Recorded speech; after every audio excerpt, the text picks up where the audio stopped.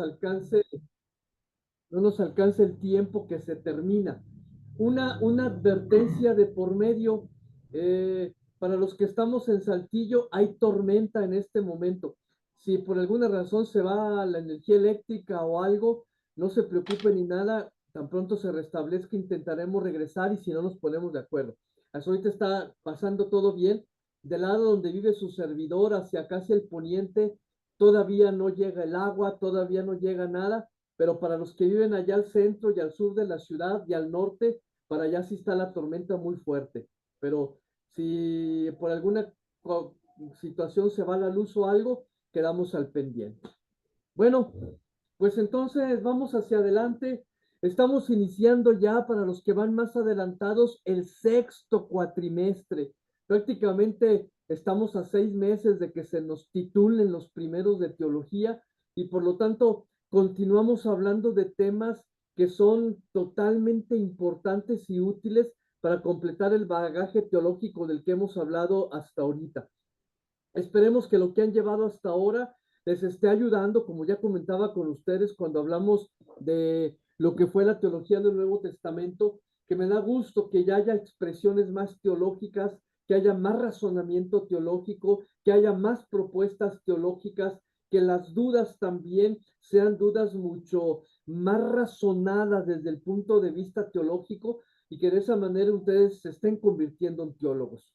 Vuelve a reafirmar lo que platicamos la primera vez cuando nos vimos hace ya casi 2 años, cuando yo les decía, lo más importante no es escuchar el razonamiento teológico de los demás, sino hacer mi propio pensum, que yo mismo vaya diciendo, este es mi modo de hacer teología, esta es mi propuesta de la teología y por lo tanto este es también mi aporte. Y desde aquí puedo ayudar a muchos otros hermanos cristianos, católicos o de cualquier otra rama del cristianismo para que también sigan creciendo en su fe como lo hemos estado haciendo nosotros a lo largo de este curso.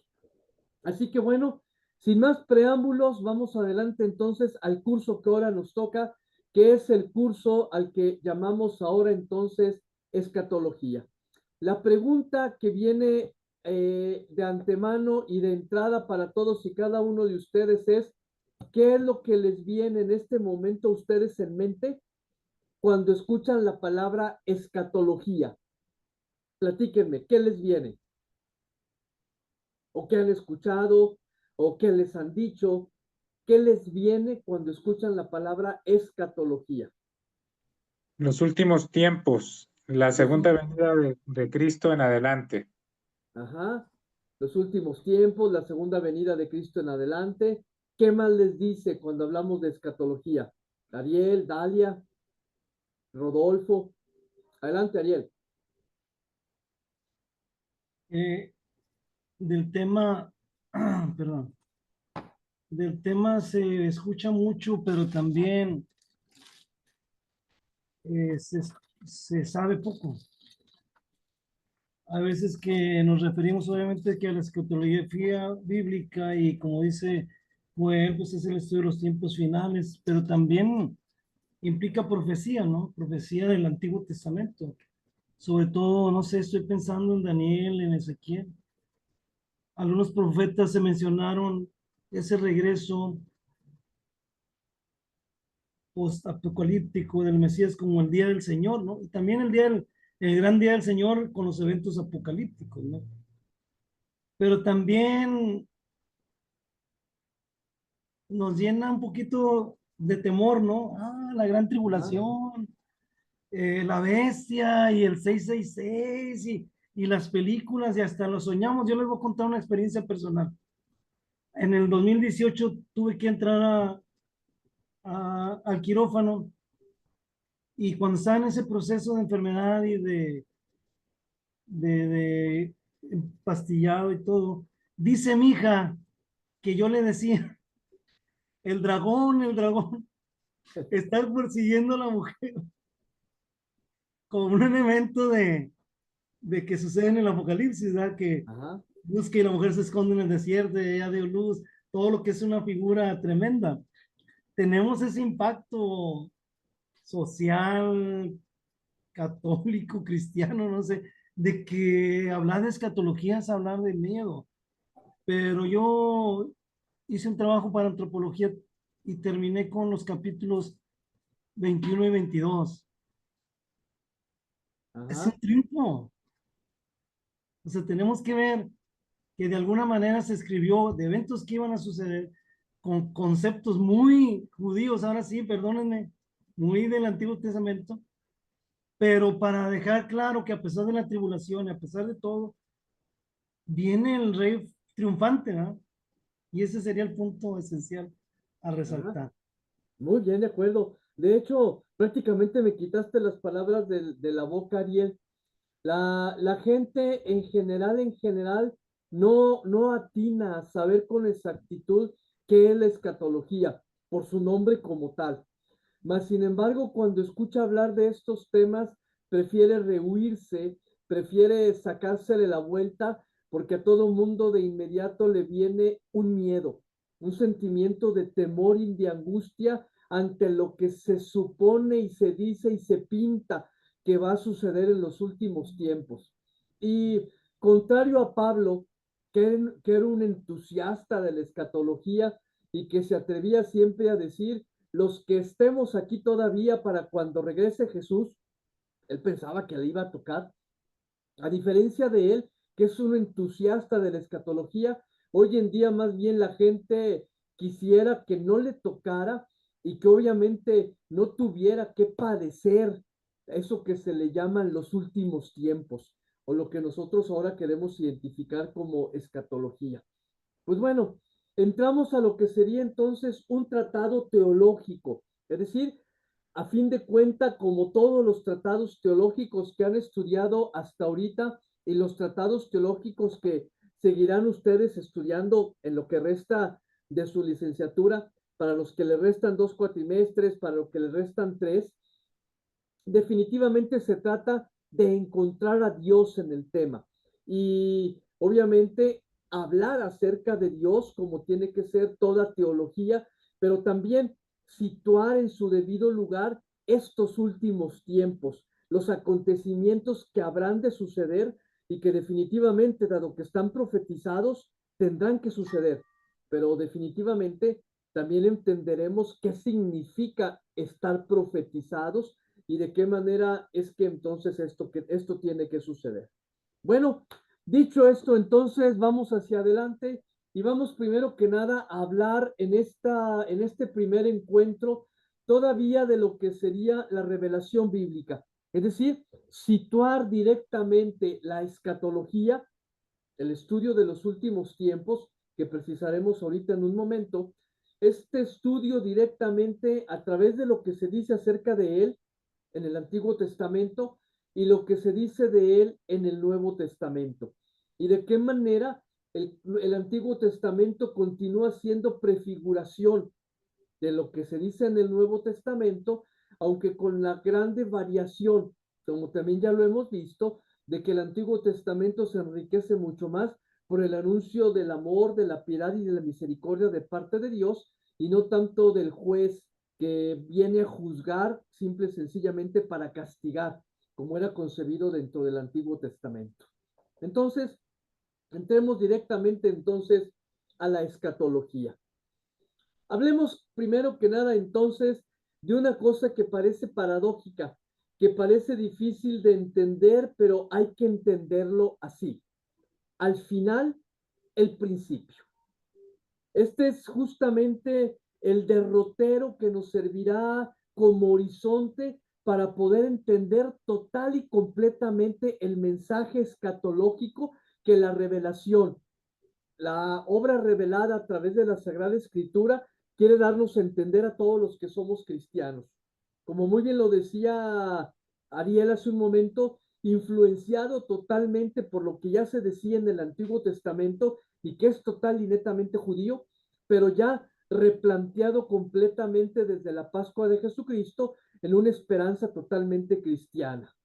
Al final, el principio. Dejo la frase así porque se entenderá mucho mejor cuando al final de la clase entendamos lo que dice la revelación tanto en el Antiguo como en el Nuevo Testamento acerca de lo que es la escatología.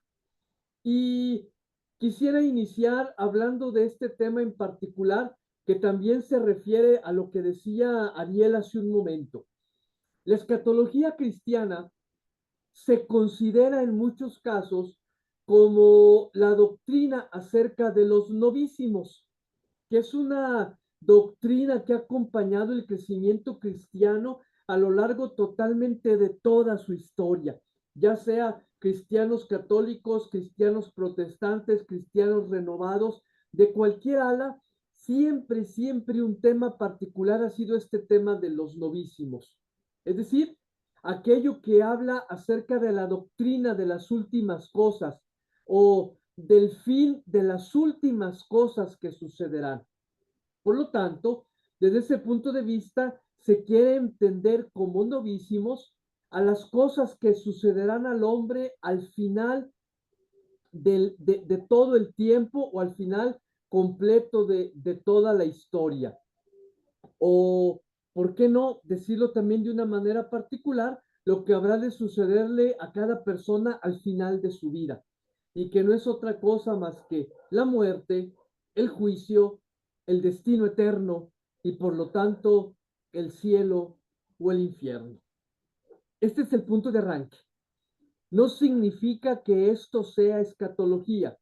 Significa que durante mucho tiempo y de manera lamentable, la escatología ha sido entendida desde la doctrina de los novísimos, es decir, aquello que nos va a suceder al final de los tiempos, de manera personal, a través de la propia muerte y por lo tanto el propio juicio y nuestro propio destino, ya sea en el cielo o en el infierno, o al final de la historia, en lo que será la consumación de todos los tiempos, el juicio universal que a todos nos espera y el destino que viene después de ese juicio.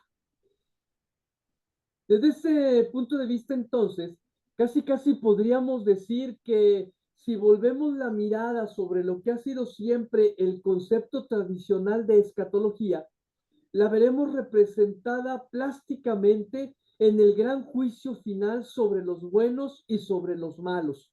¿Recuerdan ustedes aquella figura del Evangelio cuando el Señor Jesús dice, al final de los tiempos mi Padre se sentará y echará a unos a la derecha y a otros a la izquierda?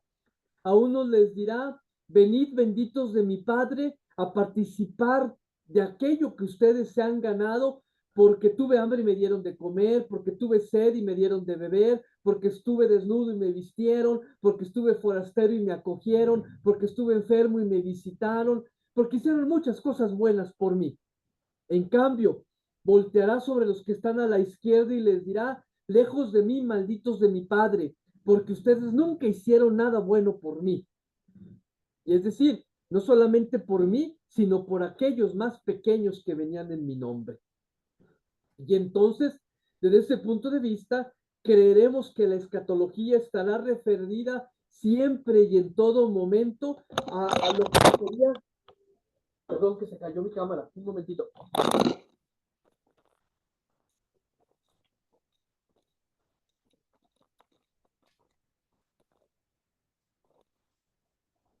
Decíamos que entonces la escatología se referiría a lo que se decreta sobre cada uno de nosotros, en lo que sería entonces el cielo para unos y el infierno para otros. Es como comúnmente se ha entendido y como Ariel también nos decía hace un momento, nos ha venido por herencia, nos ha venido como una manera de ir entendiendo, pero bueno, ahora que ustedes son teólogos, es tiempo de cambiar esa perspectiva. Por lo tanto, cuando se habla de escatología desde aquí, es decir, desde el juicio final, o únicamente desde el juicio final, es preciso que nos hagamos la pregunta, ¿es este juicio final la solución definitiva que Dios le impone a la historia humana? Es decir, irremediablemente la historia del hombre tiene que terminar en un juicio en el cual al fin de cuentas seremos puestos a la derecha o a la izquierda, o nuestro destino final será el cielo o será el infierno. Desde ese punto de vista, también este juicio final por otras personas es visto como la batalla final o el gran momento en el cual en el cielo y en la tierra se enfrentan las huestes buenas contra las huestes malvadas. La primera de ellas comandada por Jesucristo el Cordero y la otra comandadas por el Anticristo. O dicho de otra manera, la gran batalla final entre Dios y los demonios, o el Armagedón, ya que se combate con fuego divino o bien con modernas bombas atómicas, pero a fin de cuentas será el día de la gran batalla, el día del gran juicio, cuando Dios se enfrentará con toda su fuerza y con todo su poder y con toda su legión de ángeles a las fuerzas del demonio con todas sus legiones de demonios. ¿Puede ser este el destino final que Dios tiene preparado para los hombres?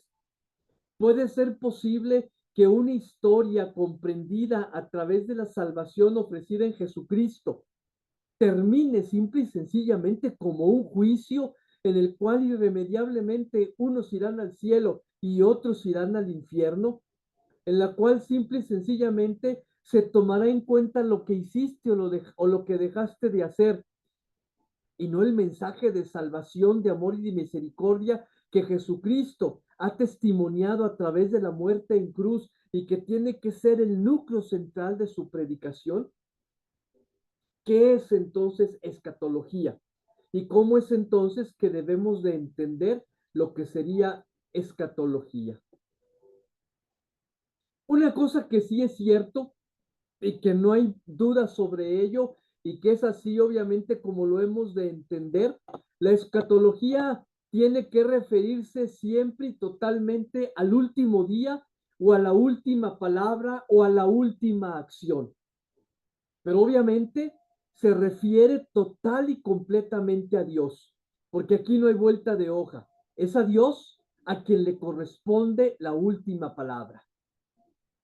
Pero si la escatología fuera esto y solo eso, entonces diríamos que sería preferible dejarla a un lado porque las últimas cosas echan a perder el gusto por las penúltimas cosas y el final de la historia soñada o anhelada le priva a uno de la libertad para aprovechar las numerosas posibilidades de la historia y nos arrebata la tolerancia hacia lo inacabado y lo provisional que hay en esta misma historia.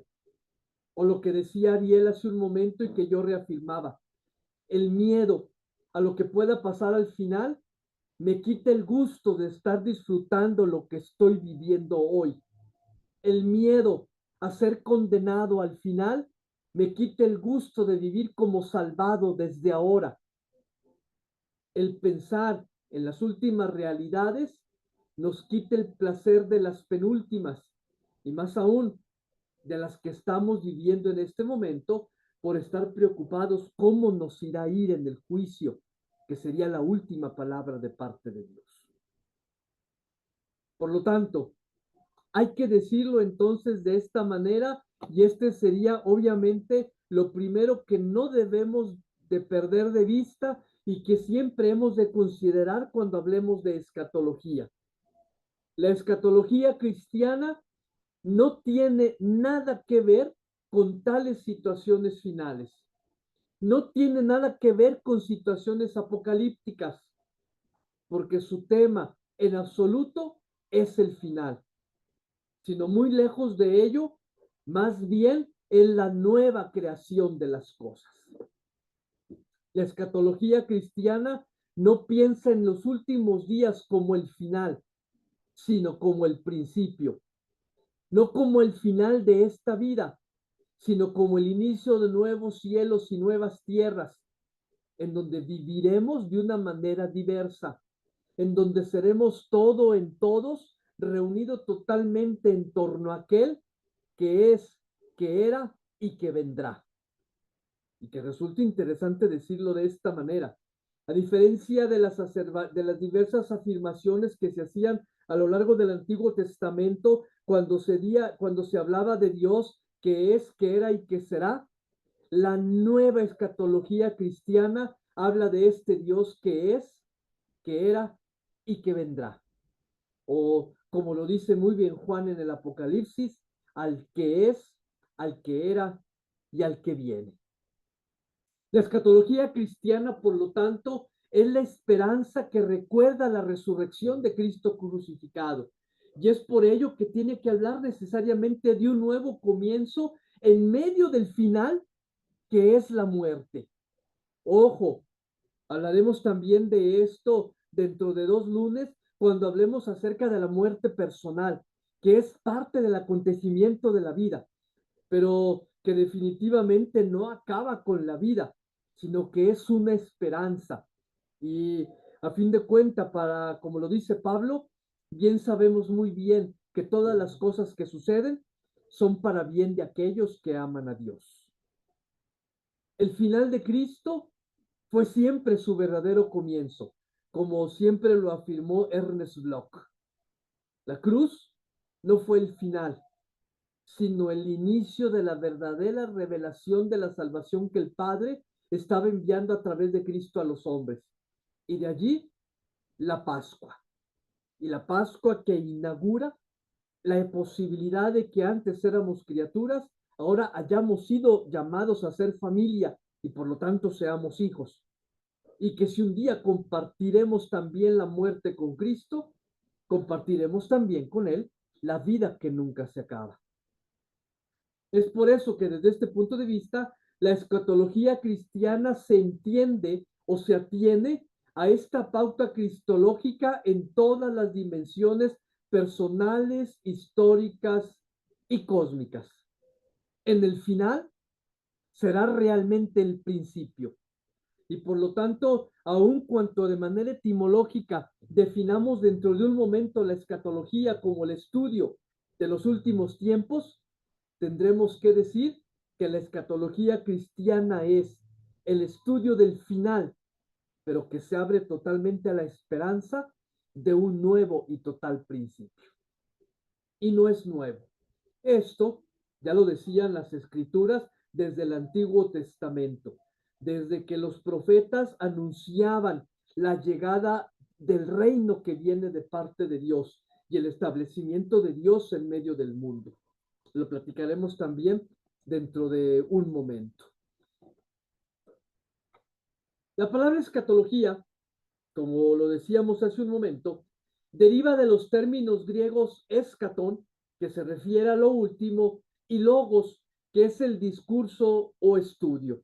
Y tendríamos que decir de una manera así simple, sencillamente etimológica, que de hecho la escatología sería el discurso o el estudio de los últimos tiempos. Mas, sin embargo, hay que darle un sentido real y un sentido completo que emana total y completamente de la experiencia cristiana, de la muerte y resurrección de Jesucristo y de la esperanza que se abre total y completamente en ello. Y por lo tanto tendremos que decir que en el ámbito cristiano, la escatología no es otra cosa más que la doctrina sobre la consumación del proyecto amoroso de Dios para todas sus criaturas. Y quedémonos con esto. Escatología es la doctrina sobre la consumación del proyecto amoroso de Dios para todas sus criaturas. Y entonces vuelvo en esto a ciertas preocupaciones que se han mostrado a lo largo del tiempo y que ustedes mismos mostraban en clases que hemos tenido de manera anterior. Cuando pensamos en una dimensión cuadrada y limitada, que la escatología se refiere al juicio final, en donde los buenos y los que hayan conocido el mensaje serán puestos a la derecha, a diferencia de los malos y aquellos que no conocieron y no aceptaron el mensaje serán puestos a la historia, pero a la izquierda. Nos daremos cuenta que en definitiva algunos serán salvados y otros estarán perdidos. Y entonces pónganle nombre a los salvados y pónganle nombre a los perdidos. Y entonces sí, tendríamos que decirlo de esa manera cruenta. Si la escatología fuera simple, sencillamente el final por medio de un juicio, habrá salvados y habrá perdidos. Habrá salvados y habrá condenados. Unos disfrutando la gloria en el cielo, y otros el fuego eterno que nunca se acaba en el infierno. Pero no es así. Cuando entendemos el proyecto salvífico de Dios como un proyecto destinado a todas sus criaturas y entendemos la escatología como la consumación de ese proyecto amoroso de Dios para todos, entenderemos que la salvación no será exclusiva de los buenos, ni de los cristianos, ni de los llamados, sino de todos y de cada uno de aquellos a quienes Dios ha creado y a quienes ha llamado y sigue llamando y seguirá llamando a lo largo de toda la historia humana a compartir su proyecto de amor. No a ser cristianos, no a ser católicos, no a ser bautistas, no a ser budistas, no a ser islamitas, no a ser hindús, a compartir su proyecto de amor. Y entonces, ahora sí, allí cabemos todos.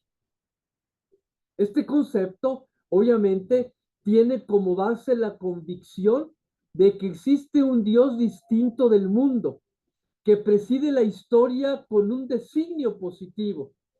Así entonces, la creación entera avanza hacia un telos, es decir, hacia una meta. Todos y cada uno de nosotros, con nuestro propio proyecto personal, formamos parte de un proyecto común a donde la historia se dirige hacia una única meta. Que lo diremos también un poquitito más adelante en las palabras bellas de lo que era el catecismo todavía de hace algunos siglos, cuando se decía: el fin último del hombre es servirle y llamarle en esta vida a Dios para verle y gozarle en la otra. Lo repetiremos dentro de un momento. Esta perspectiva de fe de los cristianos distingue, por lo tanto, total y completamente la escatología de las formas de pensar de lo que se refiere únicamente al mundo y a la historia, porque definitivamente lo que hemos de entender es que Dios es totalmente distinto del mundo y que por lo tanto ni el proceder ni el querer de Dios tiene que ver con el querer y el proceder del mundo. Y por lo tanto, el cristiano sustenta la esperanza de ver el final feliz en el drama de la historia, sin dejar de animar a los hombres a cooperar con el proyecto divino. ¿Qué significa? Significa que para el cristiano el fin será un final feliz, cielos nuevos y tierra nueva, donde iremos por fin a vivir. Y para ello, el hombre tiene que empezar a cooperar, para construirlo desde ahora, para ser hermanos desde ahora, si al fin de cuentas seremos hermanos al final, para convivir desde ahora, si al final conviviremos al final, para amarnos desde ahora, si al final de cuentas estamos llamados a compartir en Dios un único proyecto de amor. Esto es escatología. Constituye entonces una respuesta clara a las interrogantes que de modo perenne nacen en el corazón del hombre. ¿Cuántas veces nosotros mismos, cuántas personas a quienes conocemos, no se han preguntado muchas veces cuál es el sentido último de la existencia? ¿Es posible esperar algo que trascienda a la muerte? ¿El mundo y la historia se dirigen realmente a alguna parte? Cuando fundamentamos estas preguntas y por lo tanto las respuestas que les corresponden en la escatología cristiana, nos damos cuenta que el sentido último de la existencia, lo que trasciende después de la muerte y el rumbo definitivo a donde irán el mundo y la historia, es hacia la consumación del proyecto amoroso de parte de Dios para todas y cada una de sus criaturas, incluidos nosotros. Claro, hay que hablar de qué implica el acontecimiento de la muerte. Hay que hablar qué implica el acontecimiento del juicio personal que hemos de tener. Hay que hablar de qué significa la vida eterna. Hay que hablar de qué significa el hecho de que cada uno de nosotros, comparado con la eternidad de Dios, somos en realidad nosotros contingentes en este mundo. Pero en su momento lo hablaremos y solamente hasta después que nos haya quedado totalmente claro que no hablamos del fin de los tiempos, sino del inicio de nuevos tiempos, que es justamente el concepto de escatología cristiana que nosotros queremos recuperar. Hablar de los novísimos es hablar de una experiencia personal que algún día nosotros tendremos que vivir, pero que no son el designio de Dios y que no es lo que nos espera al final y que no es lo que viene una vez que el Señor Jesús venga de nuevo y glorifique totalmente, glorificando a Dios, glorificándose a sí mismo y glorificando al mundo. Que eso será el tema de nuestro segundo encuentro cuando hablemos acerca de la escatología como glorificación definitiva de Dios y obviamente de cada uno de nosotros. Hay que decirlo también con total y completa certeza. Nadie adquiere esperanza únicamente para sí mismo. La esperanza de los cristianos es siempre esperanza para Israel. Y hay que incluirlos, porque a fin de cuentas también ellos son llamados como cualquier otro es llamado, porque todos somos hijos de Dios. La esperanza de los judíos y la esperanza de los cristianos es siempre también esperanza para todas las naciones y siempre también es esperanza para todos y cada uno de los hombres de todos los tiempos y de todas las razas. Es esperanza para esta tierra y para todos sus moradores. La esperanza de toda la comunidad de la creación es finalmente, como lo hemos dicho ya, la esperanza de que su creador y redentor, de llegar a la meta y de encontrar su hogar en la creación, en los cielos nuevos y en la tierra nueva, donde todos y cada uno de nosotros un día iremos a vivir. Digo esperamos, porque la esperanza se mantiene, porque aún vamos en camino, porque como lo decimos muy bien para quienes somos los católicos, está la iglesia peregrinante, que somos nosotros, y está la iglesia triunfante, que son aquellos que por haber participado ya de la muerte de Cristo y haber participado de la plenitud de la historia de Dios, con toda seguridad se encuentran gozando ya de la vida que nunca se acaba. Pero de ello hablaremos también mucho más adelante.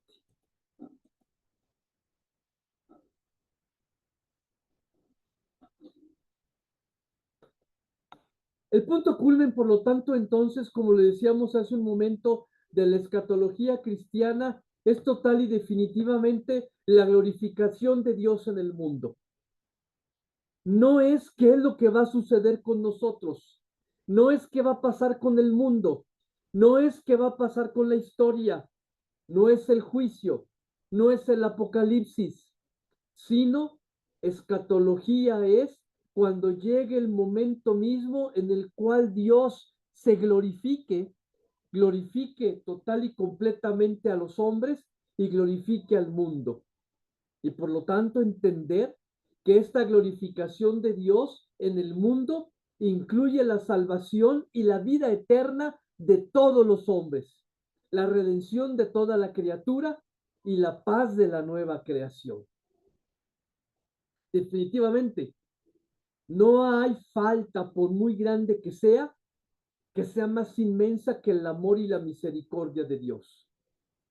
Ahora que ustedes tengan la oportunidad de estudiar literatura juanina, que tengo entendido que irá a la par con esta asignatura, insístanle mucho a su maestro, quien les vaya a dar literatura juanina, que primero que nada les hable mucho acerca del amor de Dios, como lo dice Juan, cuando dice que el amor de Dios es tan grande y está tan alto que nadie puede estar encima de él, tan abajo que nadie puede estar abajo de él, tan ancho que nadie puede estar afuera de él, porque grande es el amor de Dios.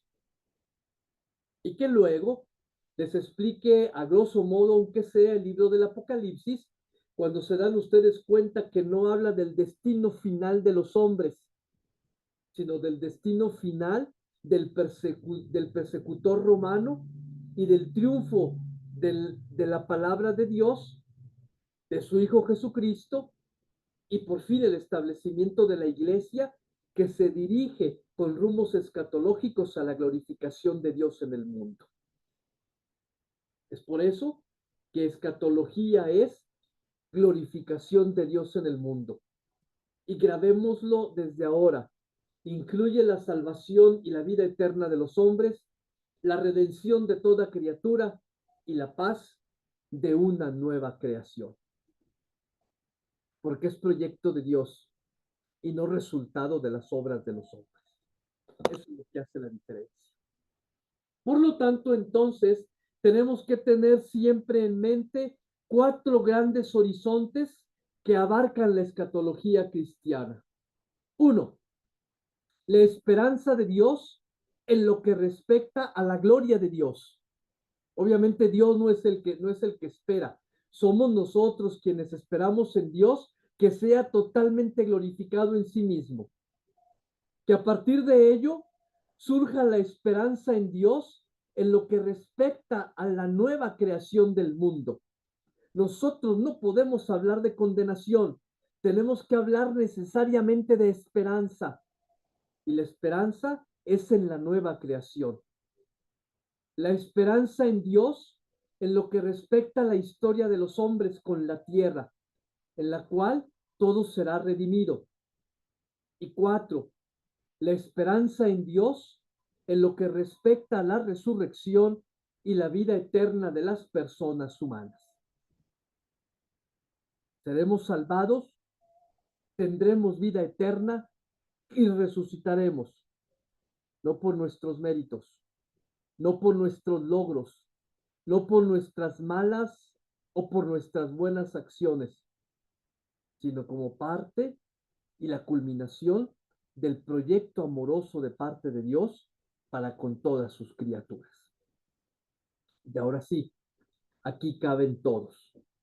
Nadie se queda fuera, ni siquiera por la fuerza, porque aún aquel que hoy en día no quiere vivir creyendo en Dios, no quiere vivir actuando según Dios, no quiere reconocer la vida en Dios, no puede vivir eximido de la vida del amor, para sí mismo y para los suyos, los más cercanos. Y cuando se ama, automáticamente se cree. Porque a fin de cuentas, como dice Pablo, al final de nuestras vidas seremos juzgados por el amor. Así que aprovechemos. Hasta aquí, y antes de entrar a la escatología en el Antiguo Testamento. ¿Dudas, preguntas, comentarios? Adelante. Ay, con todo respeto, maestro, yo no comparto su visión de escatología, no es lo que creo, no es lo que entiendo, no es lo que he leído, pero bueno, o sea, respeto su visión, pero no la comparto. La visión que tiene usted sobre la escatología, para mí, o para lo como nosotros lo entendemos, es universalismo y no es bíblica, en mi opinión, ¿verdad? Con todo respeto, pero no la comparto. Pero bien, es un buen discurso, pero no lo comparto. Bueno, de antemano, no es mi opinión, es escatología cristiana, total y completamente fundamentado en la Sagrada Escritura, fundamentada obviamente en todos los escritos patrísticos y en cómo todas las iglesias cristianas han ido avanzando. Y definitivamente, yo sé que no todos están de acuerdo porque todos quisieran hablar de salvación personal y quisieran ver a alguien condenado, pero así no funciona. El Señor Jesucristo vino a morir por todos, incluidos aquellos que lo crucificaron. Y definitivamente, sí, igual con el mismo respeto, no es mi opinión ni mi punto de vista, sino el punto de vista cristiano, que comparten obviamente desde una reflexión teológica todos y cada uno de los cristianos. Dicho sea de paso, échese un clavado sobre los 4 o 5 textos que que por allí en la plataforma ya les puse como bibliografía, y se va a dar cuenta que es el pensamiento al que llegan los grandes teólogos que de manera moderna van aportando más al pensamiento teológico cristiano. Pero bueno, todo es respetable y definitivamente será hacia el final cuando nos encontremos justamente en esa encrucijada, cuando la verdad que conoceremos a plenitud nos hará completamente libres. ¿De acuerdo, Joel? Obviamente, nada más si yo me atrevo a decir, no es mi opinión, no es mi punto de vista, no es mi visión, aunque sí, la acepto y digo que sí, que es la única manera de poder comprender al Dios que vino a predicar Jesucristo. Yo no creo en un Dios que sea capaz de condenar, en un Dios que sea capaz de hacer de lado a alguien o que un Dios que sea capaz de dejar de amar a alguien. Yo no creo en ello porque obviamente soy cristiano y creo que Jesucristo ha venido a salvarnos a todos. Pero bueno, también respeto la opinión. Adelante, Jessica. Gracias, maestro. Buenas noches. Saludos a Buenas todos. noches. Yo quiero que me diga, Joel Antonio, qué es lo correcto según él, porque dice que él no está de acuerdo. Entonces, para ti, ¿qué es lo correcto? Quisiera saber tu opinión, Joel, por favor. Antes de Joel, Ariel. No, me gustaría oírlo porque, mire, mi punto es este, ¿verdad? No podemos acercarnos al tema, no debiéramos acercarnos al tema. No podemos acercarnos al tema sin dejar nuestra postura denominacional, nuestro concepto tradicional, que no significa de suyo propio que estemos mal, ¿no? Ajá. Tenemos que ver la variedad. En clases pasadas yo se lo he comentado, profe, con todo respeto, ¿verdad? Que a veces presenta ideas revolucionarias, no para mí, ¿verdad? Sino para los mismos católicos. Y yo respeto la valentía de Joel, ¿verdad? Pero sí, yo creo que podemos entrar a temas de razón, a temas hermenéuticos, tal vez avanzando la clase, ¿verdad? Porque hay que ver qué dice el texto, ¿no? Hay que Así ver es. la idea. Yo concuerdo que en la Universidad de la Salvación, en el sentido que era el deseo de Dios, a fin que todos fueran salvos, ¿no? Ese era el deseo del Padre.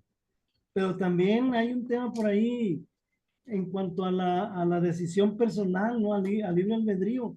Y al fin y al cabo, el Eterno que lo conoce todo, sabe cuál va a ser nuestra respuesta, si va a ser sí, si va a ser no. Y está claro, hay muchos indicios de que el Padre desea que todos nos salváramos, pero no todos vamos a entrar por esa puerta estrecha, ¿no? Pero sí me gustaría que Joel alimentara su postura, ¿verdad? Con elementos de razón, sin llegar a posturas diametrales irreconciliables, por así decirlo, ¿verdad?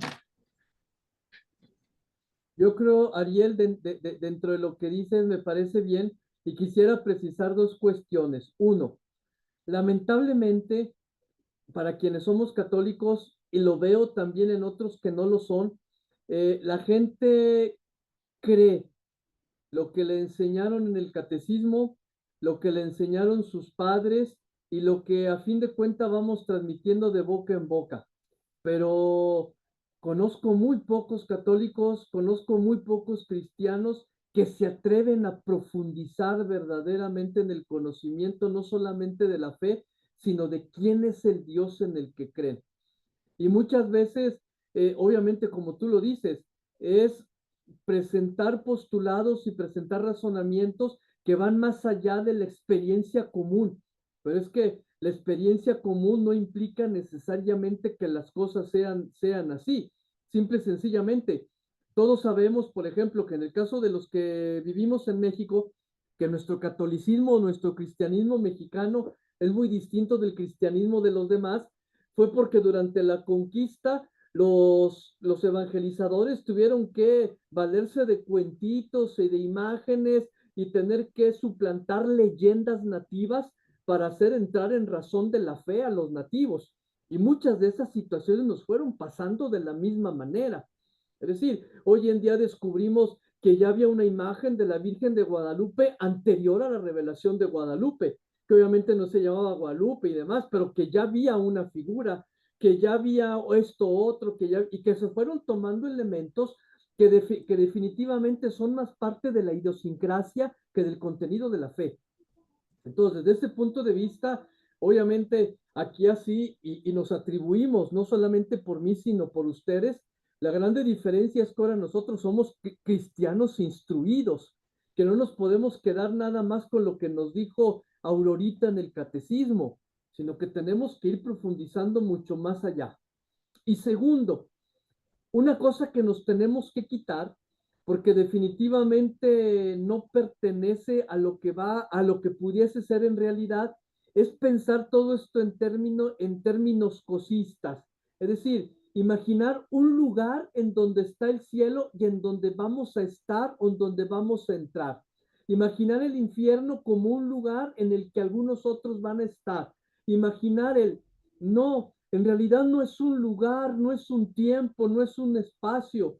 La salvación y la eternidad es un estar plenamente en Dios, y que definitivamente la reflexión teológica tampoco ha podido llegar hasta allí, porque definitivamente nadie, con excepción del Señor Jesús, ha vuelto de entre los muertos, y por lo tanto nadie puede dar testimonio de qué hay después de la muerte, como para decir, el cielo sí es un jardín, el cielo sí es esto, el cielo sí es otro, el cielo sí es aquello, o el cielo es aquello. O sea, no, no es un lugar, no es un pensamiento, es comunión con Dios.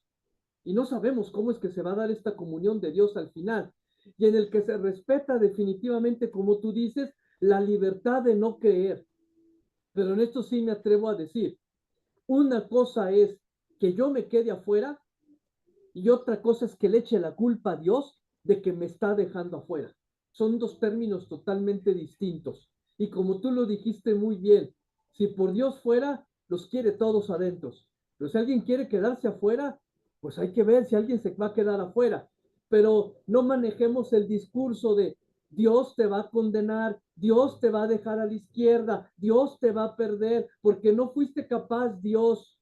No, por tu libertad, tú quisiste quedarte afuera. Yo no sé si alguien por su libertad haya querido quedarse afuera hasta ahorita. Ojalá que el día que lleguemos a la recapitulación final nos volvamos a encontrar para ver realmente cómo fue.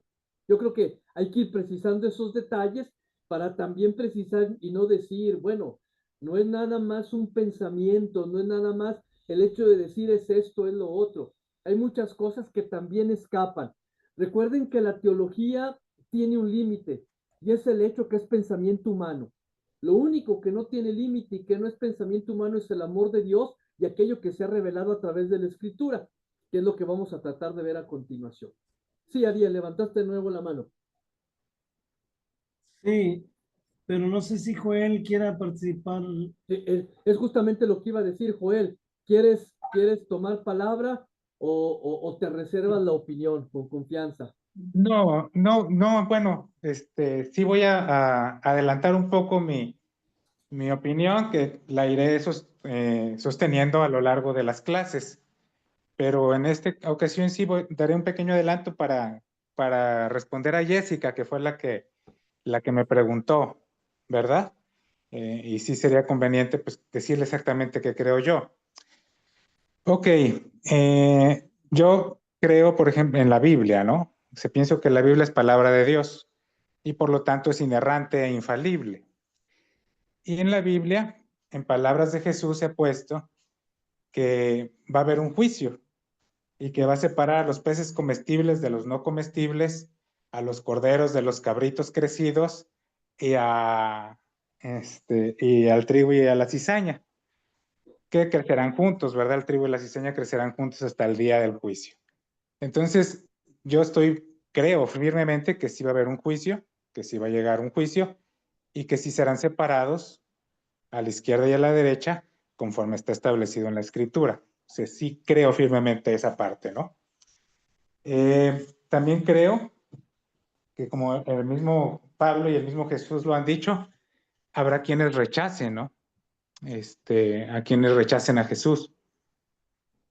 Conozco pocas personas, y son pocas, pero sí hay personas que sí he escuchado que rechazan toda la enseñanza cristiana, la de manga ancha y la de manga corta, etcétera. Sí hay gente que ha rechazado, ¿no?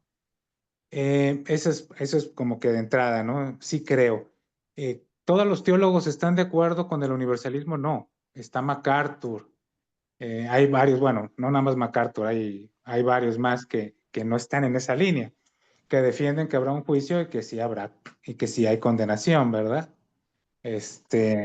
Ya más adelante te expondré a otros, ahorita se me fueron los nombres, pero son los que generalmente cito en mis trabajos.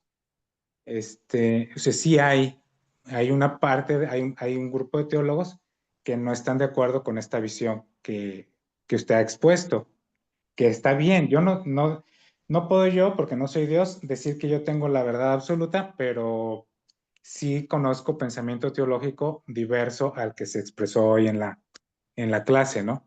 Y que no acepta esta postura universalista. Ese sería como que mi primer punto, ¿no? Entonces, si hay un Dios y si Dios es amor, sí Dios es amor, pero también es justicia, también es santidad. Y hay cosas que por su justicia y su santidad no podría dejar pasar. Yo en lo personal, y esto es mi opinión personal, yo creo que cuando estudias los atributos de Dios, todos los atributos de Dios, justicia, bueno, obviamente omnipotencia y etcétera, etcétera, pero sobre todo su justicia y su santidad, entiendes que hay cosas que Dios no podría dejar así porque sería faltar a su propia justicia y a su santidad. Entonces, sí, Dios es amor, sí, pero al mismo tiempo que es amor, es santidad y es justicia y todos los atributos que tiene, los tiene en sumo grado o en perfección. No está uno por encima de otro.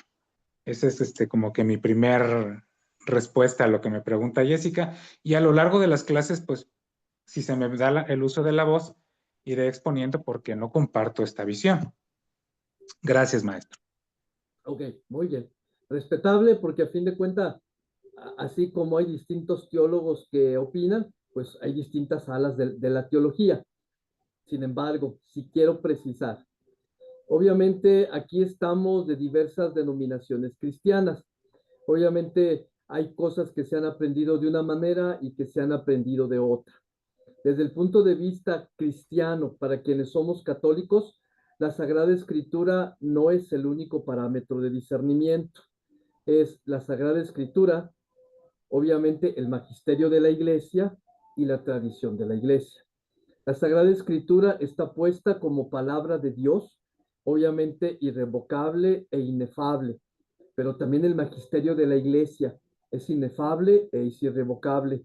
Y a lo largo de la historia de poco más de 2 siglos de cristianismo, la Iglesia ha venido madurando su pensamiento con respecto a la escatología.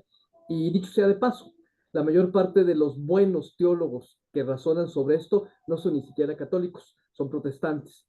Por lo tanto, entonces se habla en realidad de una tendencia cristiana en general.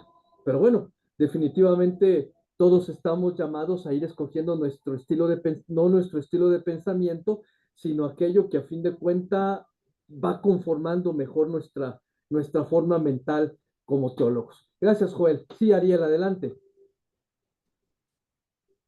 En verdad, el tema se vuelve interesante y apasionante porque, pues, estamos en el punto en el que iniciamos, ¿no? O sea, la gran variedad, lo que tantos han dicho en la historia. Obviamente que estamos también encontrados, como dice usted, denominacionalmente, ¿no? Los evangélicos no, ni siquiera, ni siquiera leemos el magisterio católico, ¿ah? O Por sea, estamos ejemplo, totalmente, ¿verdad? Y olvídese, una tercera opinión que viene del judaísmo, donde obviamente no consideramos el Apocalipsis, pero sí consideramos a los profetas, ¿no? Y se cree desde ese postulado, de acuerdo al plan divino expresado en Romanos, que en esa línea también vamos a reconocer al que traspasaron, ¿no? Al que traspasamos, dicen. Pero ya estamos en ese tema, ¿no? Y pues mi invitación es a hacerlo ya con razones, con elementos, con escritura, con magisterio, si usted quiere también. Yo desde mi punto de vista evangélico no estoy peleado a escuchar. Me quedo ahorita con lo que dijo, ¿no? Acerca de las concepciones que tenemos de cielo e infierno. Y todas esas imágenes que fueron eso, imágenes para dar una idea. Pero al fin y al cabo, cielo e infierno se decide por una sola cosa, la presencia o la ausencia de Dios. Los que dijeron no, van a estar lejos de esa presencia de Dios. Y ya de por sí mismo, eso es un infierno. No estar delante de la presencia, no disfrutar del goce de su presencia. Que lo podemos, a nivel personal, grupal, denominación, podemos hacerlo ahora, ¿no? Siempre y cuando cumplamos con su propósito. Pero Claro, bueno, sí. espero que siga así las clases. No, claro, y es lo que enriquece definitivamente. Ahora, por otro lado, no olvidemos que todos estamos en camino de formación. Mi experiencia personal es, yo terminé de estudiar la teología en el año de 1995. Imagínense, han pasado 30 años desde entonces. Desde aquel entonces yo he tenido que seguir estudiando y leyendo y estudiando y ver qué dicen los nuevos y ver qué salen los nuevos y qué dicen los nuevos para incluso haber cambiado muchas concepciones que yo tenía recién egresado de teología hace 30 años. Ahora imaginen, ahorita, obviamente ustedes que están empezando a hacer una forma mental teológica, pues es empezar a traer junto con lo que ya tienen ustedes, empezar entonces a acrisolar, a aumentar y el poder decir, de acuerdo, yo creo en esto y yo voy a compartir esto de esta manera. Sin embargo, recuerden ustedes que tampoco podemos casarnos con una única manera de ser, porque a fin de cuentas hay que ser respetuosos. Si yo, por ejemplo, en este momento salgo ahorita a la calle y les empiezo a gritar a todo mundo, oigan, no es cierto, no hay infierno, ya dejen de portarse bien, porque no es cierto, cometería un error garrafal, porque les estaría hablando a gente que no tiene nada como para poder discernir lo que yo les estoy dando. Y por lo tanto, yo no estoy autorizado de ir a escandalizar y de ir a dar un mensaje que la gente no tiene capacidad de digerir. Yo le hablo a personas que se están formando como en una formación teológica y que por lo tanto están echando a andar su mente y su corazón para hacer discernimiento. Esa es la grande diferencia. Yo no voy a gritar tampoco, fíjense que déjense de preocupar por tal cosa, no. Tampoco voy a decirles, oigan, Jesús tampoco nació el 25 de diciembre, ya no celebren Navidad, y no es cierto esto tampoco, ya no hagan tampoco esto. Y saben, a fin de cuentas, si la Virgen María tuvo más hermanos, más hijos o no, ¿cuál es el problema? Jesucristo fue concebido de manera virginal, ¿qué es lo que cuenta? No voy a ir a gritarlo allá afuera, porque la gente no me entendería. Lo hago con un grupo selecto de gente que se está formando a ser teólogos y que por lo tanto necesitan recibir todo el bagaje suficiente para hacer su propio discernimiento. Y como yo les decía anteriormente, Israel, y sigo estando totalmente de acuerdo contigo, esto es lo que enriquece nuestras clases. Uno como docente puede decir, pero lo que enriquece es compartir y que cada quien vaya externando su punto de vista. Puede quedarse con él, puede reafinarlo, puede cambiarlo, pero haga teología, que es lo que queremos que resulte. Sí, Joel, adelante. Sí, bueno, yo leo de todo, leo patrística, leo teólogos católicos antiguos y modernos. O sea, sí estoy abierto a escuchar y a oír otros puntos de vista, pero también no me gusta la palabra defender, pero sí expresar lo que yo también leo por otros lados y lo que yo creo. Lo que escribe Gruden, lo que escribe MacArthur, lo que escribe, o sea, yo tengo, bueno, sí, o sea, tengo otra formación y otras creencias, ¿verdad? Pero sí estoy abierto a escuchar lo que dice el magisterio y lo que dice, pues lo que dicen otras personas, incluso otros teólogos protestantes que estén en desacuerdo con lo que yo creo. Pero no que haga defensa, pero sí hago exposición de lo que yo creo. Y gracias por permitirme hablar. Sí, sí, gracias, Joel. Muy bien. ¿Alguien más? Adelante o vamos hacia adelante. Yo, maestro, una última cosa. Adelante, No, adelante, no, Jessica. no. Qué feo. Déjenme prendo mi cámara. Sí, Es que adelante. No. estoy en la cocina, pero bueno. Escuchando a nuestro compañero Joel, me hace reflexionar todo el proceso que hemos llevado hasta ahorita de la teología, ¿verdad? Donde cada uno de ustedes como maestros nos han enseñado a, como usted lo acaba de ver, el estudio, hacer exégesis, hermenéutica, todo este rollo, ¿no? Entonces, yo difiero con un poquito, bueno, siempre difiero con Joel, porque es como el congrejo, irnos hacia atrás, es a la vieja escuela, entonces es cuando me pongo a reflexionar de todas aquellas personas que han pasado en el caminar de Cristo y que nos han enseñado esa forma de amar, porque volvemos a lo que ustedes nos enseñaron sobre la Biblia, fue escrita por humanos y que tuvo una traducción y demás, y hubo manos ahí,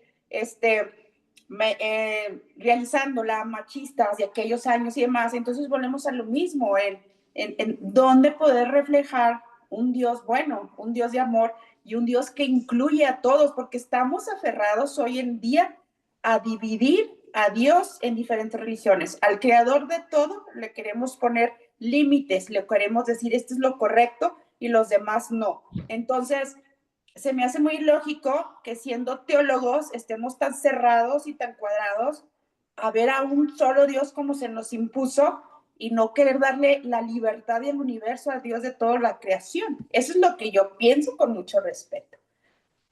Bueno, le cedo la voz a, ya vi que Ariel levantó la mano. Gracias, Jessica. Adelante, Ariel. Yo no sé si soy cangrejo o pulpo. Quisiera ser delfín, esos siempre se están riendo y jugueteando. Yo me quedo con esto, ¿eh? La participación de todos, escucharnos todos, en esa participación manejar los elementos de razón, por qué y para qué. Pero sobre todo, yo sé que a su tiempo en la clase vamos a ir al texto. El texto define todo.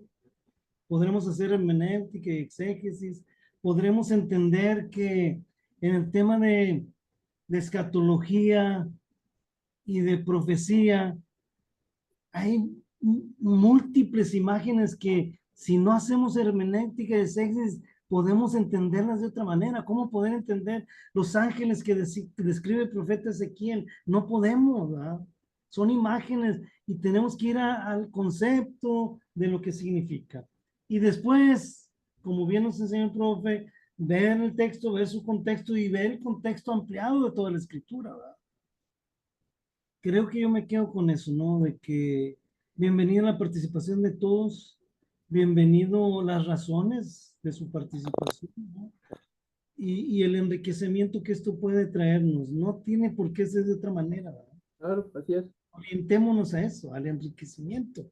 Ya estamos grandes, es muy difícil, vamos a cambiar de opinión si estamos, como dice Jessica, que no creo que es el caso de Joel, yo lo conozco, coincidimos en muchas cosas bíblicas, de encerrarlo, no, es que esto, no, vamos a escucharnos, vamos a valorarnos, vamos a hacer, como siempre nos ha dicho el profe, animarnos a hacer hermenéutica. Como dice el profe, hacer teología. Hacer teología, exactamente. Y a disfrutarlo, no estén tan tristes.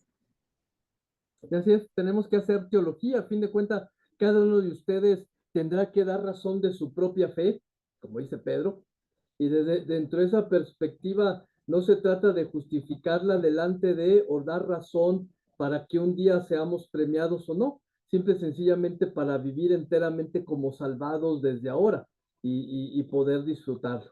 Pero bueno, es algo que continuaremos viendo. Vamos hacia adelante a ver hasta dónde llegamos en los minutos que nos faltan. Nos queda poquito más de media hora, pero vamos avanzando. De todas maneras, cualquier duda, cualquier comentario, con confianza, inmediatamente manifiéstenlo. No se queden con nada, por favor.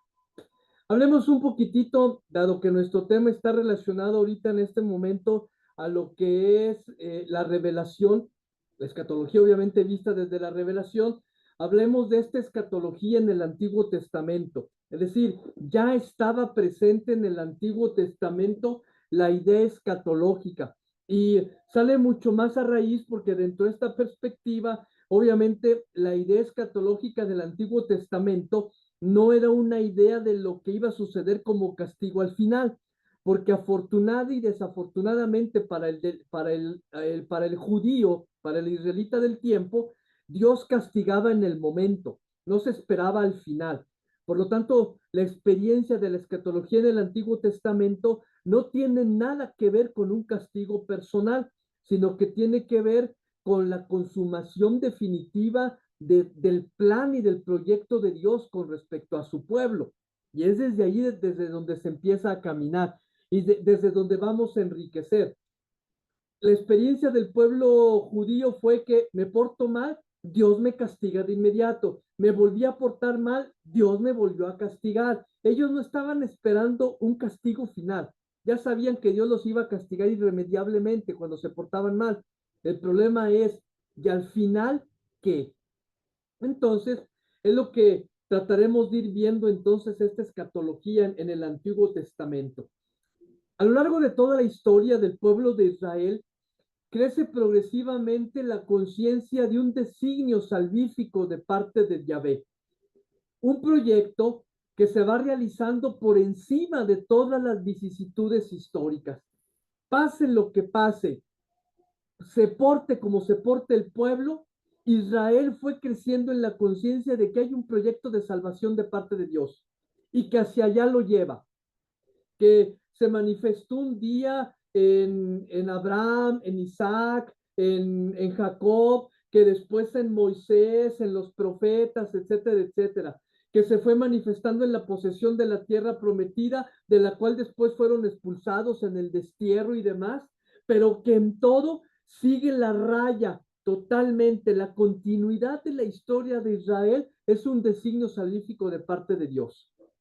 Por lo tanto, creció en la conciencia del pueblo judío que el suyo era un Dios que no se desentiende de las criaturas, ni siquiera cuando éstas pecan o cuando se muestran reacias a cumplir los compromisos de la alianza. Dios insiste en acercarse a los hombres y auxiliarlos. Dicho de otra manera, si el Dios de Israel fuera únicamente un Dios vengativo, como siempre se ha presentado, hubiera traído el diluvio y todos se hubieran ahogado y se acabó. Y sin embargo decidió salvar se me fue el nombre, a Noé junto con su familia para que ellos repoblaran la tierra y fuera el mismo descendiente del pueblo de Israel quienes lo hicieran. Se hubiera deshecho del pueblo de Israel cuando lo llevó a Egipto y después de fallar no le hubiera dado el maná, ni le hubieran mandado la curación después de las serpientes. Y sin embargo tuve misericordia y piedad de él porque era su pueblo y él su Dios. Por lo tanto, Israel ya empieza a comprender que el final no es otra cosa más que el designio salvífico que viene de parte de Dios. Y que el castigo era personal y en el momento, como castigó a Moisés al no dejarlo entrar a la tierra prometida, como fue castigando a muchos otros, a la esposa de Lot, al voltear y ver cómo Nínive se estaba destruyendo. Entonces, dentro de esa perspectiva, cómo Sodoma y Gomorra eran destruidos por el fuego, o cómo salvó a Nínive después de la predicación de Jonás. Desde esa perspectiva, entonces, el pueblo de Israel ya lo empieza a ver de esa manera. Así entonces, va cobrando paulatinamente fuerza la esperanza del pueblo en una intervención divina que trae la salvación definitiva. Esta expectación de parte del pueblo adquiere con el tiempo un carácter cada vez más puro y trascendente y va cristalizando las tres corrientes fundamentales del modo como el pueblo de Israel cree en su Dios. Primero, la esperanza del día de Yahvé, que traerá el juicio y la retribución definitiva. Dos, el anhelo por un reino de Dios venidero, que será un reino imperecedero y que será inaugurado definitivamente por el Mesías o ungido por el Señor. Y tres, aunque de manera muy tardía, la esperanza, la de la resurrección en la carne. Es el modo como el pueblo judío va configurando esta esperanza escatológica en la conciencia cada vez más creciente de un designio salvífico de parte de Dios para con su pueblo. Un pueblo a quien va y llama en medio del desierto, a un pueblo a quien ama como a la más amada de las esposas. Y por eso el Cantar de los Cantares, no nada más por ser un poema que fue puesto allí como así, no, es el amor de Dios para con su pueblo. Y es de la misma manera que Dios quisiese sentirse amado por su esposa. De esa manera entonces empieza a crecer la conciencia en el Antiguo Testamento de esta salvación que viene de parte de Israel. Es la historia del pueblo. Israel, que es acosado por los pueblos vecinos y por sus enemigos, que es un pueblo conocedor de su incapacidad para mantenerse fiel a la alianza. Es un pueblo que cae una y otra y otra y otra vez a la alianza. Y sucede que justamente por ello, el problema de Pablo más adelante, cuando habla de la incapacidad del pueblo a vivir por la ley y cuando declara la incapacidad de la salvación por el cumplimiento mismo de la ley, porque Pablo se da cuenta que llega un momento en el que el pueblo está más preocupado en cumplir la ley que en cumplir la alianza, en vivir según la ley que vivir según la alianza de salvación que Dios hizo con su pueblo. Es por eso que entonces el pueblo de Israel, quien se siente y se sabe incapaz para mantenerse fiel a la alianza, desea con anhelo cada vez más intenso ser rescatado por Dios de su mediocre historia.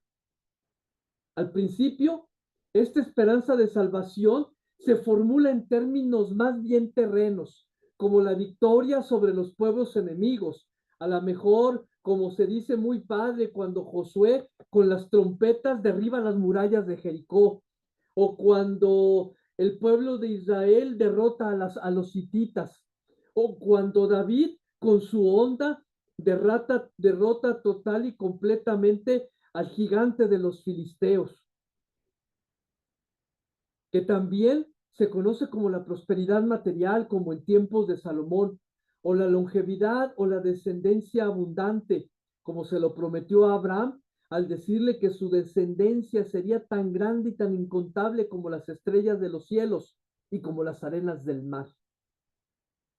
Sin embargo, bajo la guía de los profetas, el pueblo empieza a percibir cada vez mejor el verdadero alcance de la fidelidad amorosa y del poder de su Dios, capaz de otorgar toda suerte de bienes y de traer la liberación de todos los males.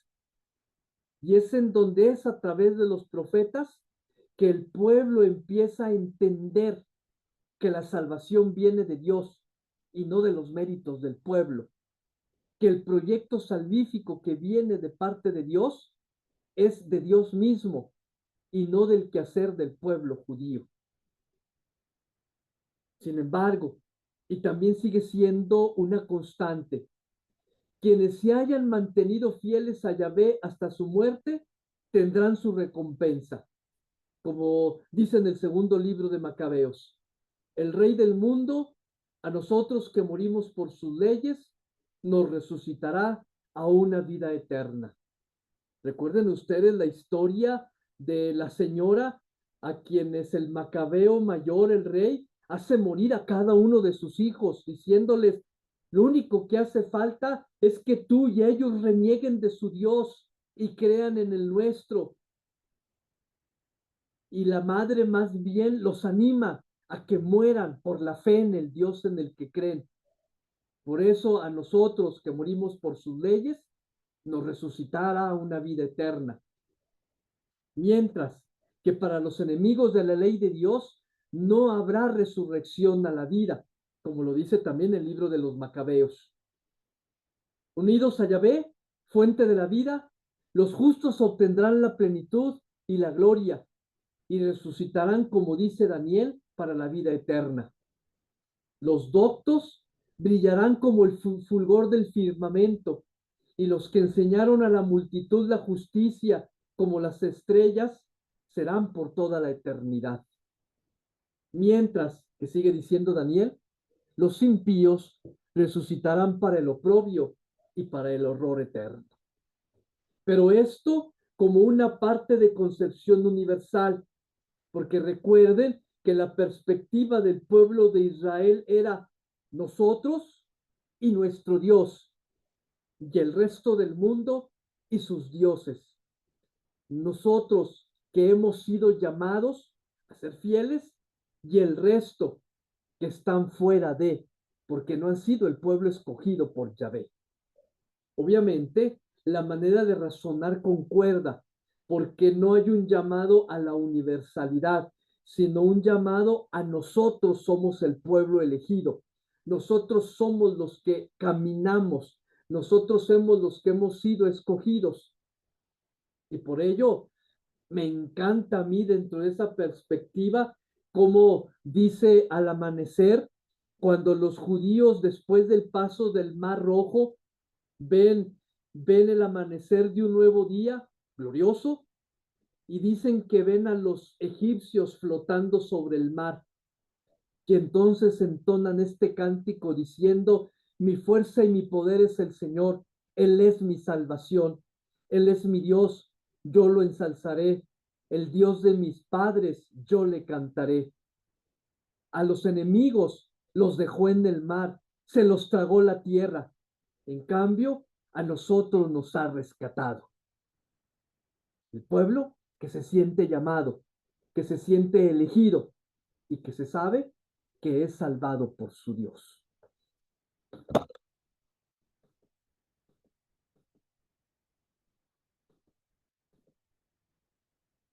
Como corolario de la doctrina de la resurrección, obviamente ya directamente allí entre el Antiguo Testamento, se afirma también que el mismo cosmos será transfigurado en cielos nuevos y en tierra nueva, que será la adecuada morada para la humanidad renovada, según lo manifiesta Isaías.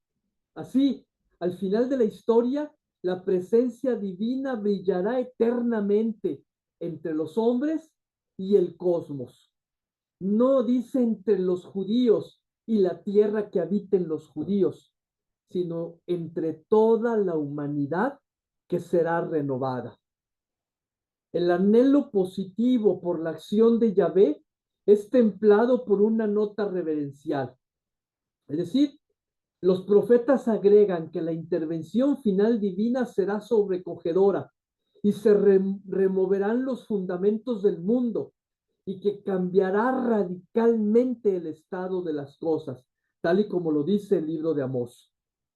Desde esa perspectiva, entonces, se dan ustedes cuenta que ya el Antiguo Testamento prefiguraba, después de que ha ido madurando, conforme van llegando los profetas, ya no al hecho de que el hombre va a merecer una recompensa o un castigo, sino a que Dios operará la salvación y la transformación radical de todas las cosas en el mundo. Claro, esto no sucede solo, es por obra y gracia y voluntad de Dios, quien obviamente, como lo veremos también en un momento, tendrá su punto culminante en la llegada del Mesías, del ungido. Sobre todo, obviamente se habla de un Dios que vendrá para salvar. Obviamente, vendrá para escudriñar, para juzgar, para sobrepasar la valía de cada persona y de cada pueblo. Pero nadie, ni siquiera los miembros del pueblo elegido, pueden esperar ingenuamente ese día. Todos tienen que prepararse y santificarse, y hay que estar listos para comparecer ante Dios, para ser hallados dignos, como lo dice Jeremías, como lo dice Ezequiel, como lo dice Miqueas, como lo dice Jeremías. Pero de este modo, una exigencia ética queda incorporada al mensaje del día de Yahvé, pero es secundario. El día de Yahvé exige un comportamiento, exige un modo de vivir y no al revés. No uno vive de cierta manera para que llegue el día del Señor, sino que es necesario vivir de manera irreprochable hoy en día para vivir de la mejor manera el día de Yahvé, tal y como lo vimos los cristianos hoy en día. Nosotros no estamos esperando el día del Señor simple y sencillamente para ser puestos a la derecha y a la izquierda. Vivimos hoy en día como salvados con la seguridad de pertenecer a los del lado derecho. Puede decirse, por lo tanto, que especialmente a partir del exilio, después de que los regresaron a los últimos, a los anahuines, al resto de Israel, la esperanza del día de la inauguración del reino de Dios viene acompañada por un correlato moral, es decir, una apremiante exhortación a los hombres a vivir mejor su fidelidad al Señor.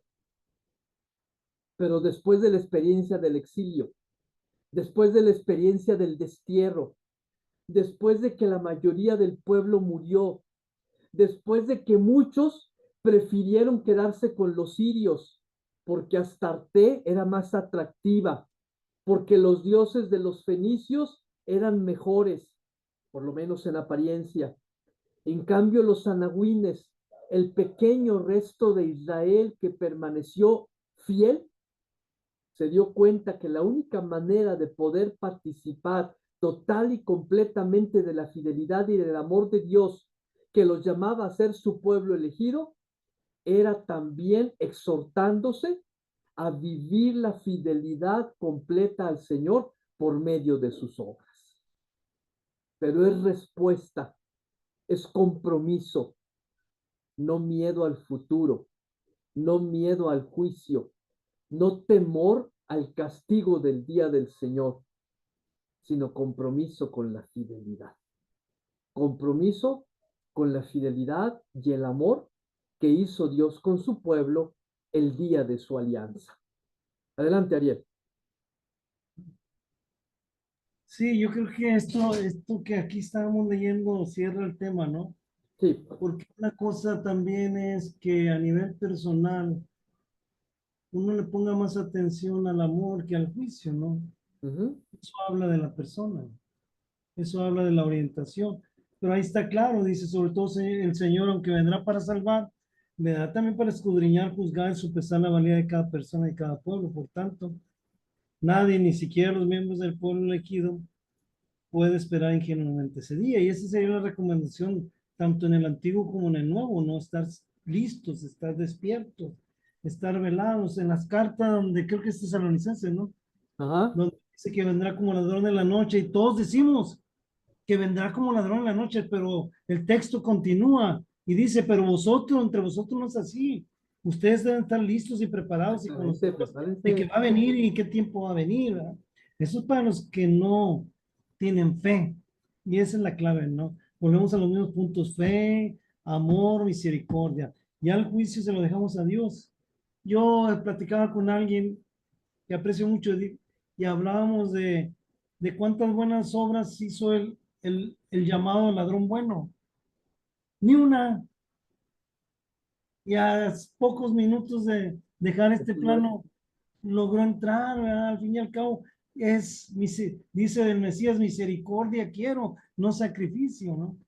Ajá. Pero vamos a ir haciendo ese conjunto maravilloso de toda la Sí, escritura. sí. Lo que pasa es que, como muy bien lo dices tú, Ariel, hay que hacer hermenéutica y hay que hacer exégesis de los textos. No podemos considerar que un texto dice total y completamente la verdad, porque a fin de cuentas los textos de repente suelen contradecirse. Es decir, a fin de cuentas dice un texto, basta con que creas con el corazón y confieses con la boca para que seas salvo. Punto. Pero después dice otro, es que da la casualidad que el que dice que ama a Dios pero no ama a su hermano es un mentiroso. Y háblame de tu fe sin obras, que por mi fe mis obras te hablarán. O sea, bueno, basta con que crea o tengo que hacer algo. Si yo como saco los textos de su contexto, si yo saco los textos y no hago hermenéutica y no hago exégesis, termino confundido. Pero si hago que todo se amalgame, entonces me doy cuenta que el excursus de todo el discurso del texto revelado, a fin de cuentas, tiene un solo gozne. En el Antiguo y en el Nuevo Testamento el gozne es el mismo. Lo único que cambia es la planificación.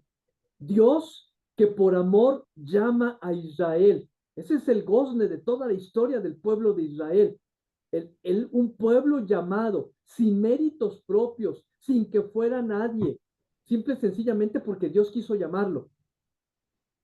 Se planifica en Jesucristo, quien por amor entrega su vida y por amor el Padre lo resucita y nos llama a todos sin mérito propio, sin nada más que por amor. Ahí está el gozne de la historia de la salvación. Y luego amalgamémosle todo lo demás. Vive, practica éticamente, vive bien, hace el bien, vive con amor, ama a tus hermanos, haz obras buenas, vive como salvado. O como dirían muy bien los profetas, vive auténticamente como pueblo que ha sido elegido mediante una alianza. El discurso es el mismo. Los tiempos eran diversos. En uno se preparaba y en el otro se planificó. Pero sí, hay que hacer hermenéutica y hay que hacer exégesis, porque entre sacar los textos así como así, en realidad conlleva más a confundirnos que a planificarlos. Gracias, Ariel.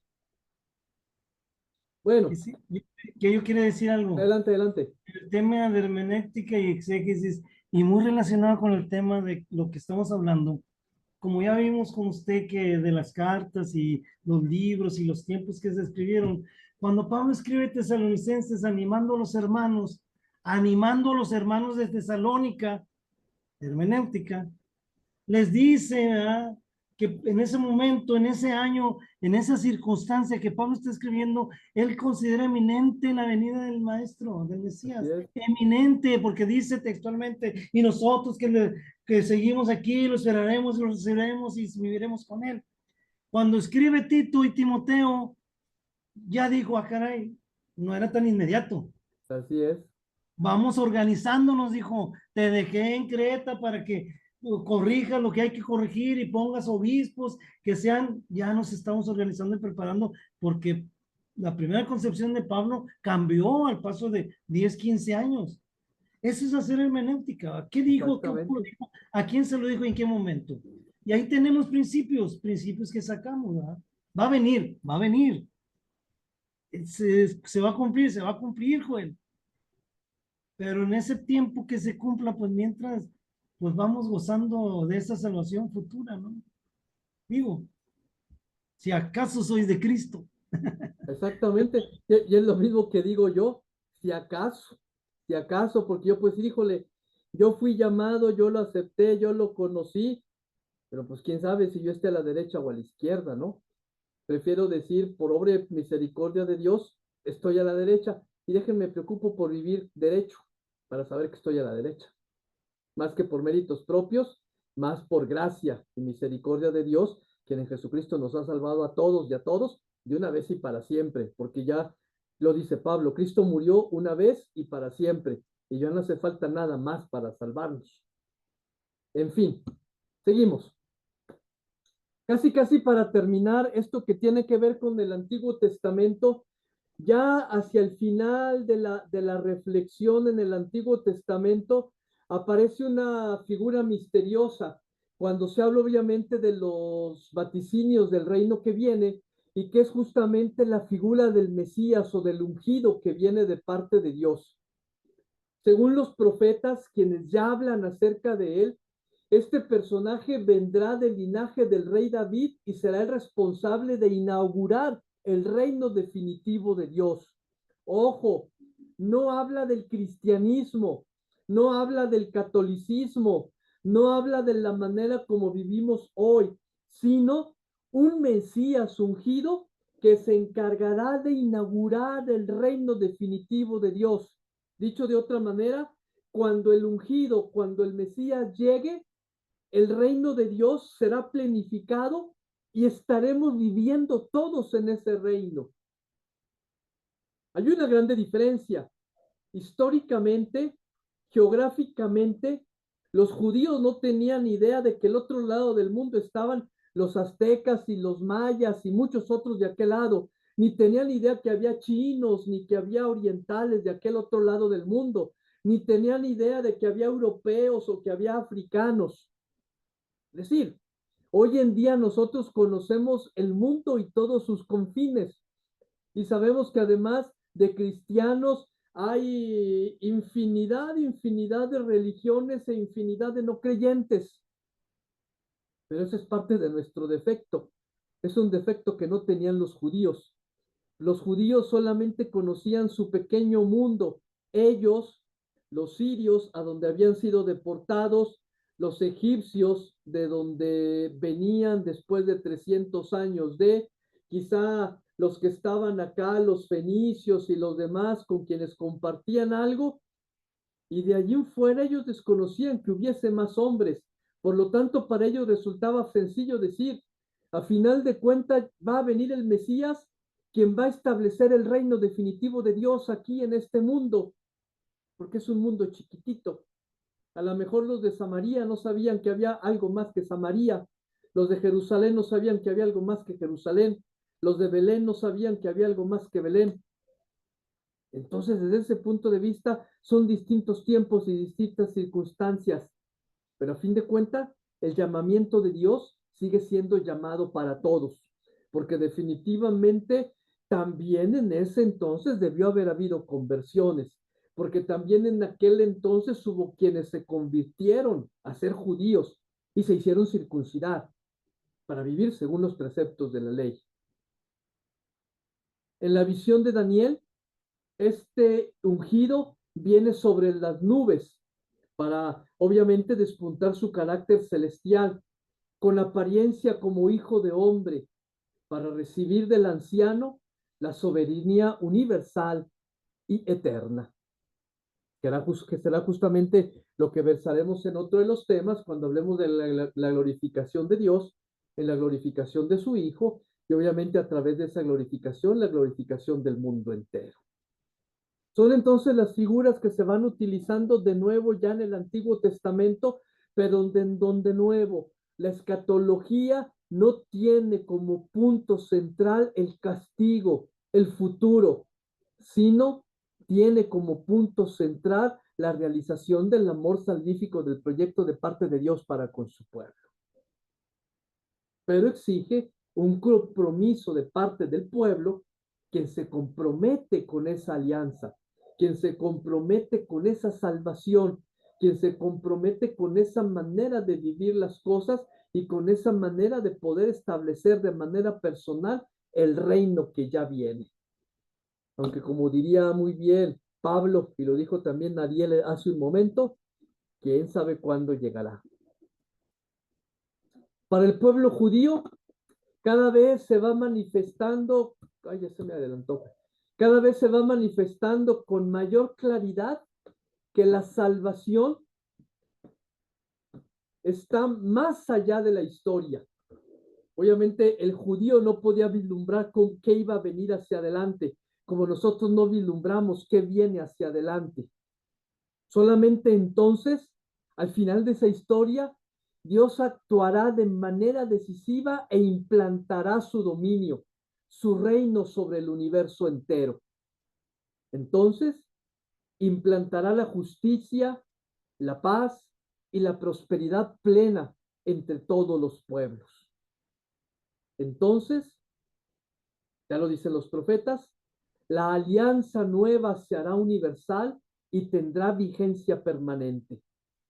Todo esto se llevará a cabo cuando Dios intervenga de forma decisiva en una acción difícil de describir que los profetas prefieren resumir en la fórmula: hacer los cielos nuevos y la tierra nueva.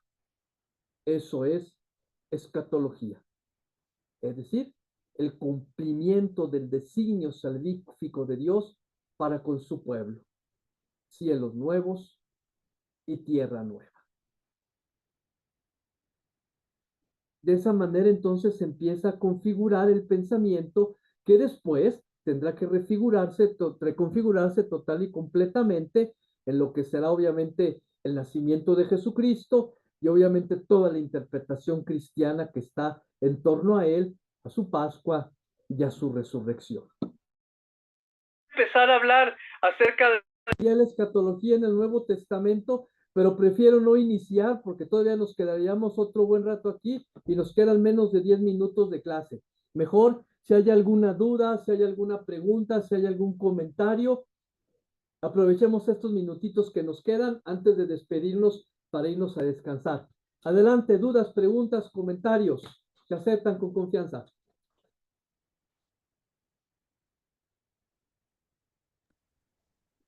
Ariel tiene algo que exponer, maestro. Adelante, Ariel. Hola, señora, Y, ha estado muy callada. oye, sí, pero nomás nos quedan 10 minutos. Aproveche 3, 4. No, no, yo pienso que vamos muy bien, vamos a aprender mucho.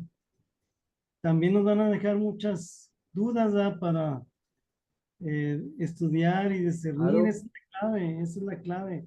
Leer, como dice Joel, leer aquí, leer allá y formarnos una opinión. Al fin y al cabo, como vimos en esto de la psicología de la personalidad, cada uno se va a adaptar a con lo que conviene, con lo que comprende, pero pues como nos han dicho desde el principio, ¿no? Que sea con razón, ¿verdad? Que sea con elementos de razón, como seguramente los tiene Joel, el profe, yo mismo y todos los demás. Eh, pero yo creo que sí, nos debemos dar la oportunidad de escucharnos, de exponer sin miedo y de aprender, que es un tema bien interesante, ¿no? Un tema claro. bien interesante. Definitivamente, como dice Ariel, en este momento yo tengo que decir así, como docente, yo no puedo atribuirme el decirles ahorita, esta es mi opinión y así es. Algún día escribiría un libro con mi propia opinión teológica y entonces sí dirá, teología de tal por Roberto Sosa. Ahorita obviamente tengo que hablar de una manera universal, de una teología cristiana y tratar de hacer síntesis de lo que dicen acá, de lo que dicen allá y de lo que es la tendencia más actual a donde ha llegado la reflexión. Cuando ha sido opinión personal, porque también ustedes han sido testigos de ello, yo les digo, en mi opinión personal, yo creo que es así y me siento contento de que pudiese ser así y me siento a gusto de que pueda ser así. Pero siempre que ha sido opinión personal, les he dicho, esta es mi opinión. No es ni la opinión de la iglesia, ni la opinión del cristianismo, ni la opinión de todo el mundo en general. Pero a fin de cuentas, a mí me resulta interesante que es así como la teología tiene que madurar para, para cada uno de nosotros que compartimos en nuestras respectivas congregaciones cristianas, nos damos cuenta que nuestros pastores o nuestros dirigentes han hecho muchos cambios con respecto a lo que era la teología de hace muchos años, de hace muchos siglos. Simple y sencillamente, yo ya se los había dicho a ustedes, el que el anterior Papa Francisco llegara y dijera, ya es el momento de dejar de hablar mal de los homosexuales, mejor abrámosle los brazos y acojámosle en un amoroso y fraternal abrazo. Imagínense, nunca ha faltado quien ha dicho, es que el Señor Jesús dijo, porque no fuiste ni frío ni caliente, te vomito. Sí, sacar una frase de contexto es bien sencillo. Hay que analizar qué significa ese te vomito y que seguramente no hablaba ni de los homosexuales ni de los transexuales, sino de aquel que no era capaz de comprometerse ni de vivir o bien o mal, sino a conveniencia. Hay que hacer exégesis y hay que hacer hermenéutica. Por eso, desde ese punto de vista, sí, hay que tener una visión, hay que tener una manera de hacer teología y una convicción personal. Pero como muy bien lo han dicho algunos de ustedes, también hay que estar abierto, no a las opiniones, sino a la enseñanza. Porque a fin de cuentas, que la Sagrada Escritura tiene que actualizarse para los hombres de este tiempo. Porque definitivamente Jesús se tiene que encarnar en nosotros, los teólogos de hoy, para las gentes de hoy. Ánimo, 2 minutos más. ¿Algún otro comentario? Pregunta con confianza.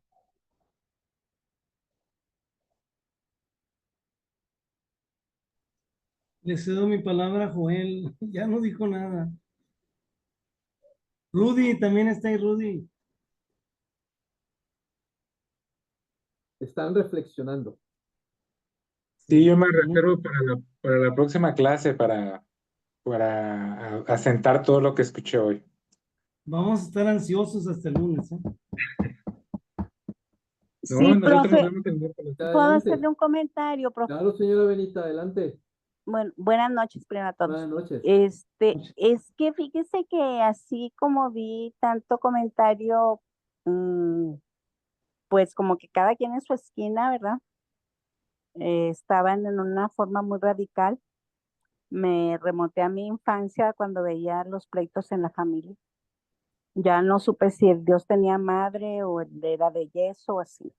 Ya me desubiqué un tanto más cuanto. Voy a procurar centrarme más en mis ideas y ser más objetiva porque sí se radicalizaron los comentarios. Gracias. Lo importante es que dijo que Una, como familia, ya somos familia, entonces vamos avanzando. le ilumino un poquitito, señora Benita. No Sí, pierda por nada más, favor. no pierda nada más el centro. El motivo fundamental por el cual estudiamos teología es porque queremos comprender a Dios, no comprender el pensamiento de los hombres. Es decir, los hombres a través de hacer teología intentamos llegar al querer de Dios, al pensar de Dios y a la voluntad de Dios. Lo intentamos. Pero el núcleo central de nuestro estudio teológico es Dios y su amor. Por lo tanto, si escucho una voz a la derecha, si escucho una voz a la izquierda, si escucho una voz al frente, si escucho una voz atrás, escuche todas las voces y tome lo que le ayude a comprender, a entender y a agradecer mucho más el punto central, que es el amor misericordioso de Dios. Para eso estamos haciendo teología, para entender a Dios, no para entender a las personas. Las personas podemos opinar. De las opiniones de las personas ha habido herejías, de las opiniones de las personas ha habido cismas, de las opiniones de las personas ha habido matanzas, de las opiniones de las personas ha habido guerras, de las opiniones de las personas ha habido desavenencias, de las opiniones de las personas ha habido disgregación, pero del amor de Dios tiene que haber siempre un sentido de unidad y las voces nos tienen que llevar hacia ese punto. A final de cuentas, lo que hemos escuchado hoy de distintas voces tiene que llevarnos necesariamente a hablar de Dios, no a hablar de nuestro punto de vista, porque nuestro punto de vista es relativo de lo que realmente tendría que ser Dios para cada uno de nosotros. Entonces, qué bueno que se siente llamada y movida, pero agárrese bien fuerte de Dios. Obviamente no desde el punto de vista, como lo decimos, agárrate de Dios y cree en Él y funciona. No, agárrese fuertemente de Él porque es el verdadero fundamento y la verdadera razón por la cual está usted estudiando teología. ¿De qué manera mis comentarios, los comentarios de Ariel, los comentarios de Joel, los comentarios de Jessica, los comentarios de Dalia, los comentarios de Rodolfo, los comentarios de Salvador, los comentarios de Héctor, los comentarios de Paloma y de todos los demás que faltan, me centran más en mi objetivo de conocer más a Dios para poder hablar teológicamente de Él? Este es el fundamento y el objetivo. ¿De acuerdo, señora Benita? Sí, maestro, gracias. Es que yo nada más quiero conocerlo para llegar a amarlo, porque así dice la Biblia. Muy bien, ¿cuál debe? Gracias. Y lo diremos también un poquitito más adelante reafirmando esa frase y de dónde viene esa frase que usted está citando en este momento. Bueno, Sí, gracias. Gracias a todos. De hecho, profe, como dice la señora, entender la escatología es entender su plan, al fin y al cabo, el fin del plan terrenal y el principio del celestial, y es parte también de conocerlo y amarle, ¿no? Alguien leyó de corrido todo el Nuevo Testamento y terminando, cerrando el último capítulo del Apocalipsis, gritó, ganamos, así es, ganamos. sí, Ahí debe estar nuestra fe y nuestra esperanza. exactamente, así es como tendría que decir, ganamos. Muy bien, bueno, pues entonces vamos a descansar Cualquier cosa, ahí estoy en el WhatsApp, cualquier duda. En esta ocasión no llevan tarea, se me hace que es mucho lo que tienen que rumiar y demás. Ya nos encargaremos de un pequeño trabajito en nuestro siguiente encuentro. Por ahora, rumiemos, pensemos, les agradezco a todos su opinión y obviamente estamos igualmente abiertos y con toda confianza sigan expresando lo que ustedes piensan porque es la manera como nos enriquecemos. Mientras, descansen, cuídense mucho, que Dios les bendiga y nos vemos la próxima semana. Me quedé Buenas noches pensando a en el todos. pequeño trabajo. Me quedé pensando en el pequeño trabajito. Resuman, por favor, en 3 hojas el libro del Apocalipsis. Eso se los tiene que encargar el maestro de Juaninos. Eso no me toca a mí. Muy bien. Buenas Pues, noches. buenas noches, descansen hasta mañana. Buenas noches, hasta luego. Sueñen con los angelitos. No se peleen.